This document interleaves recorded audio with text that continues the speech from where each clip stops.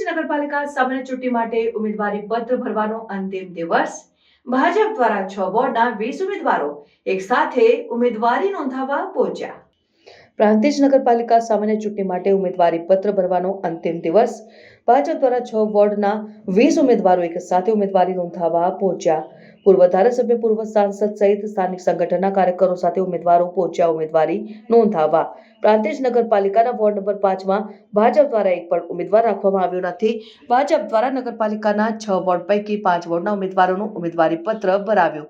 Report Ramesh મિસ્ત્રી, પ્રાંતિજ। આજ રોજ Bharatiya Janata party દ્વારા પ્રાંતિજ શહેર 2025 સામાન્ય ચૂંટણીની અંદર 20 ઉમેદવારો સાથે ભાખરિયા બસ સ્ટેન્ડથી લઈ મામલતદાર કચેરી સુધી એક વિશાળ જન સમર્થન સાથે અમે અહીંયા ફોર્મ ભરવા માટે આવી પહોંચ્યા હતા। અને આ જન સમર્થન જોઈ એવું સ્પષ્ટ દેખાઈ રહ્યું છે કે પ્રાંતિજ શહેરની અંદર ફરીથી પ્રાંતિજ નગરપાલિકા ભારતીય જનતા પાર્ટીની બનવા જઈ રહી છે।